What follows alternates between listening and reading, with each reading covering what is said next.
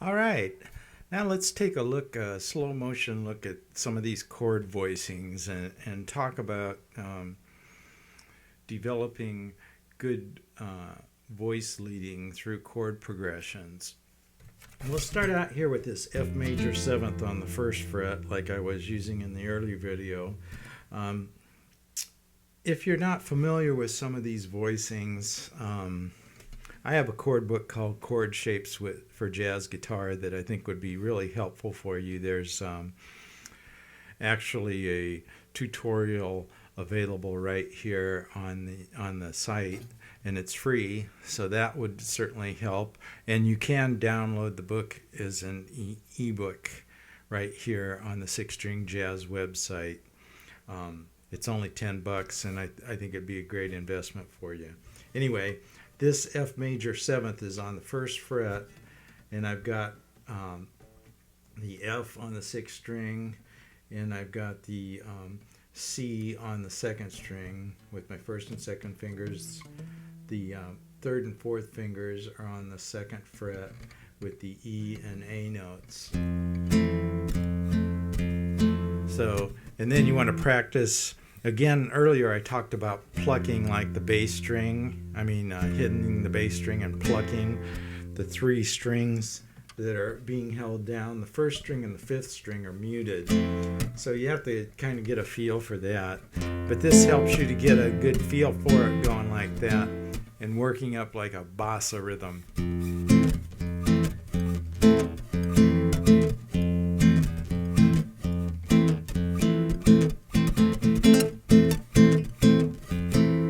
So that's going to work. And then our second change is the G dominant. I walk the bass up chromatically. On the music they say G7.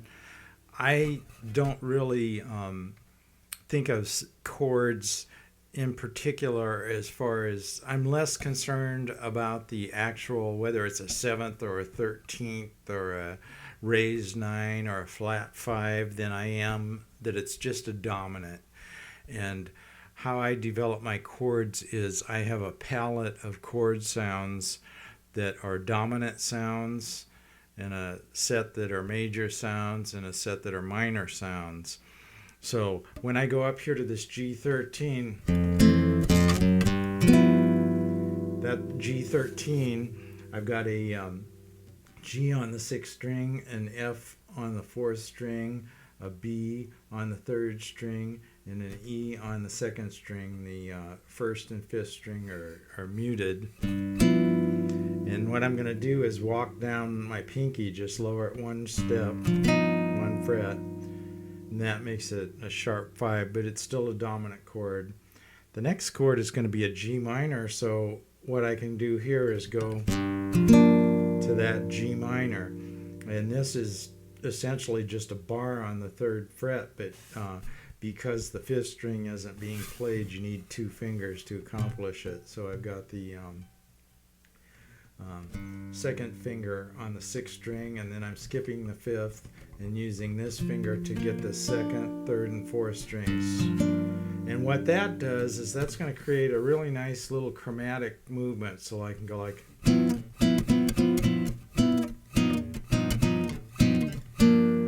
So that's a real nice voice leading.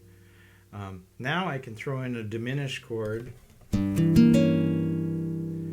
That is a G diminished, or it's many chords on the guitar. We're just playing little chord fragments. We're not like a piano player where we've got 2 hands and we're extending out the chords.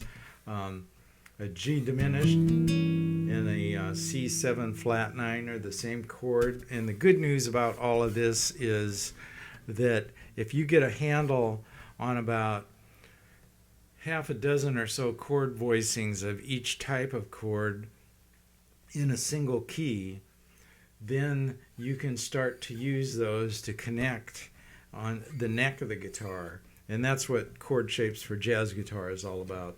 Anyway, this is a diminished chord, and I've got the G on the bass, and I've got a E right there with my first finger, and then I've got a B flat, and I've got the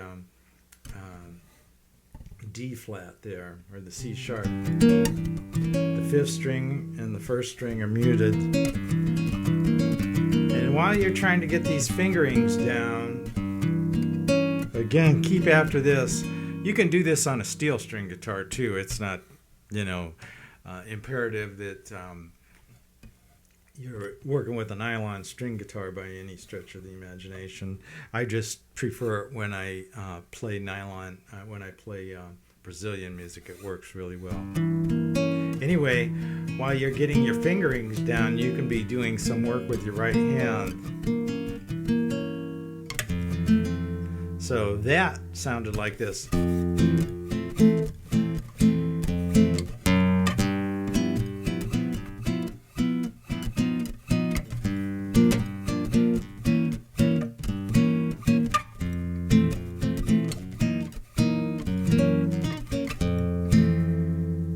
So I went up to that 13th chord, a half step up. That's the same voicing as that G13 that we talked about a little earlier. In this case, it's a G flat 13. And if I want some movement on the top of it, I can lower this note, the E flat. I can take that down a whole step. And I have to change my fingering. I have to reverse, cover that note with that finger and then pick that one up with the pinky. Okay, so that's an idea of what you can do there.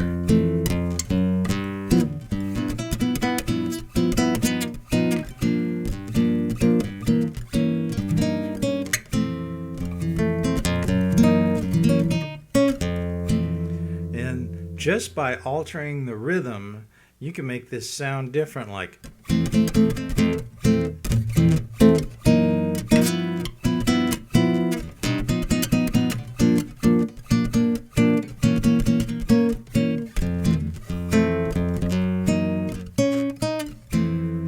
so that's how critical the rhythm is.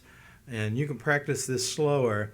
In the recommended resources, I talked about some Jamie Aebersold play-along CDs, and there's a great Brazilian one that has my friend Dave Stryker playing guitar on it. He's a wonderful guitarist, and you can listen.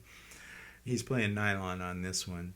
You can, listen to that bossa feel and get a sense of what that's about and how to, work with that and play in time with other musicians, which is huge.